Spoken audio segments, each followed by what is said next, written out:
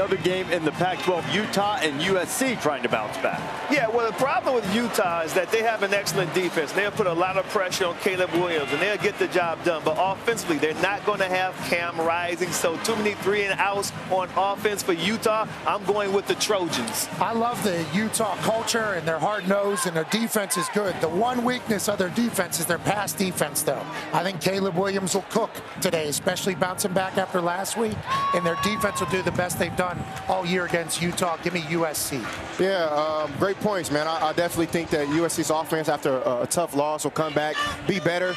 Definitely will protect Caleb better, but I think Caleb will get the ball in his hands because that Utah defense can suffer you, man. They can suffocate you, and they do a good job by swarming the quarterback. They don't have one dominant pass rusher, but they rush as one, which is really tough as a quarterback, especially scrambling, because they'll contain you, man. So I'm still going to go USC, but I think it's going to be a hell of a game. I love you. They're tough. They're swarming.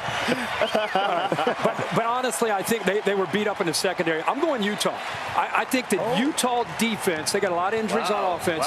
The Utah defense getting after Caleb, containing his playmaking ability is obviously the key to the game. I think they'll be able to do it. Okay, let's do this one real quickly. Tennessee and Alabama. Alabama stops the run. They win a close one. Roll Tide. Milroe's going to have to stay on his feet. They're going to have to protect him, but give me Alabama over Tennessee. I'm taking Bama, man. I think they're starting to catch the rhythm. Yeah.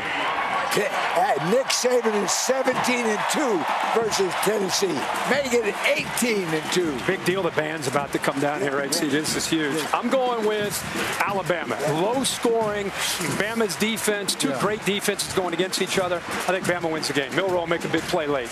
You know, the last 2 weeks we've seen great games, Texas, Oklahoma, Oregon, Washington, but there was the chance of the rematch. This feels more like winner takes all. You lose this, you need help in the Big Ten, and Ohio State has been the major obstacle to keep Penn State from being elite. You guys are watching the precision of the Ohio State band coming out. Desmond, who wins the game? I tell you what, this is a tough one for me. I think both offenses are pretty good, but when you look at the mental factor, I'm not sure that Penn State mentally are yet over that hurdle that they can beat the Buckeyes. And there's a team that sometimes you just can't beat. So I'm going with Ohio State over Penn State.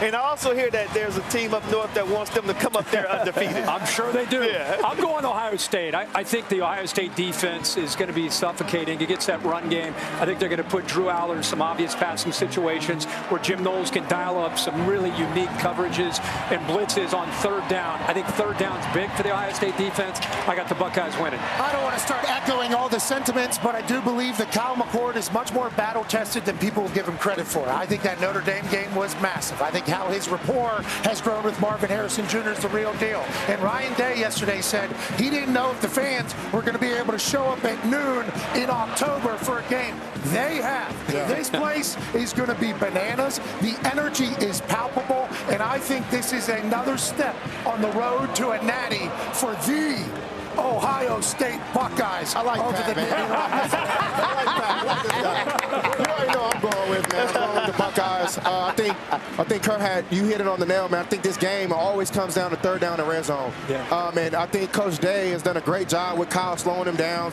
catching his rhythm, and then we get Mayan back. We get Mecca to help out Marv. Yeah. Then we get Trey. Chip is back. So, a lot of big piece on offense coming. And then, like you said, Coach Knowles is going to go crazy on defense. I've seen that every day in practice. That's a tough defense to go against, especially third down. The blitz picking it up.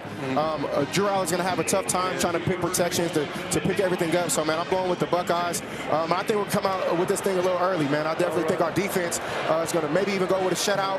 So I'm definitely going with the Buckeyes, man. Wow. Shutout. Wow. LC? It's been 27 years since Kirk and Allison arranged my first date with Brutus. And remember, Desmond, yes, you were with the Packers and won the most valuable player of the Super Bowl. Yeah. And you were only 9 years old. and CJ, forget about it. I was aboard. My favorite, let me tell you, thank you for being with me all this time. I love you, boy. Love you, man. Give me my special. Here we go. There we go. Here we go. Yeah. Right in front of the Penn State crowd. And there we go. What do we got here? Oh, look at that.